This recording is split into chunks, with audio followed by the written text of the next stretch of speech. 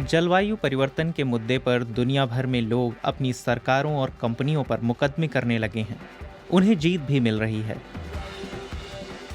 इस इंसान ने कानून की दुनिया में इतिहास रचा है। असगर लेगारी पाकिस्तान में वकील हैं। दूसरे विकासशील देशों की तरह पाकिस्तान भी जलवायु परिवर्तन की मार झेल रहा है। वर्षों से लोग मूसलाधार बारिश, बाढ़ और सूखे जैसे हालात का सामना कर रहे हैं।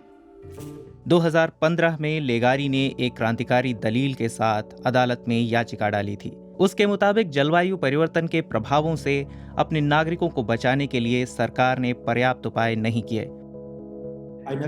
मुझे कभी लगा ही नहीं, उम्मीद भी नहीं थी कि बात इतनी बड़ी बन जाएगी। एक मायने में ये अंधेरे में तीर चलाने जैसा था। लेकिन तीर निशाने पर लगा। हाईकोर्ट ने उनकी दलील मान ली और सरकार को कार्रवाई करने का आदेश दिया। इसे सुनिश्चित करने के लिए एक सुपरवाइजरी कमेटी भी बना दी गई। ये एक बड़ी जीत थी।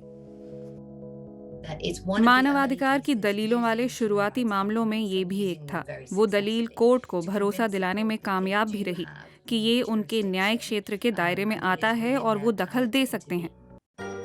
कैथरीन हिगम जलवायु मुकदमों पर एक प्रमुख रिपोर्ट की सहलेखिका हैं। पाकिस्तान के अलावा एक और मामला सुर्खियों में आया था। उरहेंडा नाम के एक पर्यावरण समूह ने नीदरलैंड्स की सरकार पर मुकदमा दायर किया। दलील वही थी। उसके मुताबिक उत्सर्जनों में तेजी से कटौती न कर पाने के चलते भविष्य में लोगों की जिंदगियों पर खतरा आ सकता है। मुकदमा देश के सुप्रीम कोर्ट तक गया। उसने फैसला बरकरार रखा कि सरकार को 2020 तक ग्रीन हाउस गैसों के उत्सर्जन में कम से कम 25% की कटौती करनी होगी। कोर्ट ने कहा कि डच सरकार को अपने नागरिकों के मानवाधिकारों की हिफाजत करनी होगी, खासकर जीने के अधिकार और निजी और पारिवारिक जीवन के सम्मान के अधिकार की। लेकिन इनका जलवायु परिवर्तन से क्या संबंध? इसे समझने के लिए 2 उदाहरण देखिए। अत्यधिक गर्म लहर से हर साल जिंदगियां जाती हैं, लिहाजा चुप बैठे रहने और तापमान वृद्धि को रोकने के उपाय न करने से लोगों के जीने के अधिकार का उल्लंघन होता है। समुद्रों के बढ़ते जल स्तर को लीजिए। द्वीपों या तटीय इलाकों में रहने वाले लाखों लोग दरबदर बेघर हो सकते हैं। इस तरह सम्मान से उनके रहने के अधिकार का हनन होता है।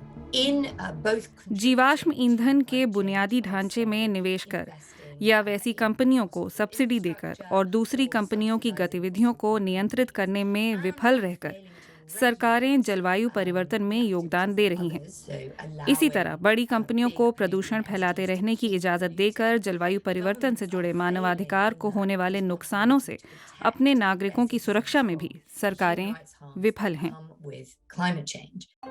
असगर लेगारी और उरहेंडा ने अपने मुकदमों में मानवाधिकारों को ही केंद्रीय दलील बनाए रखा। ऐसा कर उन्होंने दूसरे देशों में जलवायु मामले दायर करने का रास्ता साफ किया है। उदाहरण के लिए जर्मनी में कार्यकर्ताओं ने जलवायु एक्शन प्लान को लेकर सरकार को अदालत में खींचा और जीत दर्ज की। जर्मनी को अब और तेजी के साथ उत्सर्जन घटाना होगा। और ऑस्ट्रेलिया में एक अदालत ने कहा कि जब पर्यावरण मंत्री कोयला खनन विस्तार योजनाओं को मंजूरी देते हैं तो युवाओं की सुरक्षा और देखभाल की ड्यूटी भी उनकी है। जलवायु एक्टिविस्ट ग्रेटा थुनबर्ग और दूसरे युवाओं ने संयुक्त राष्ट्र में दायर एक याचिका में कहा कि अर्जेंटीना, ब्राजील, फ्रांस, जर्मनी और तुर्की ने जलवायु परिवर्तन पर आवश्यक कार्रवाई न कर बाल अधिकारों का हनन किया है। लेकिन यूएन कमेटी ने कहा कि पहले उन्हें अपने देशों की अदालतों में मुकदमे दायर करने होंगे। हो सकता है कि हमें ऐसे ज्यादा से ज्यादा मुकदमे देखने को मिलें। A Dutch court has found that Shell has a legal responsibility for climate change. Shell will have to cut their emissions, a landmark decision with far-reaching implications for environmental policy worldwide. मई 2021 में Netherlands के पर्यावरण group मिलियो डिफेंसी को तेल और gas company shell के खिलाफ बड़ी जीत हासिल हुई थी। शेल दुनिया में सबसे बड़ी 10 प्रदूषक कंपनियों में से एक है। कोर्ट ने प्रभावशाली ढंग से कहा कि शेल की जलवायु नीति गैरकानूनी होने की हद तक लचर है। ये एक अभूतपूर्व फैसला था। पॉल बेंसन एक पर्यावरण एनजीओ में वकील हैं। कोर्ट ने शेल को इस दशक के आखिर तक अपने उत्सर्जन में 45% कटौती का आदेश दिया था। कंपनी ने कहा कि वो अपील करेगी।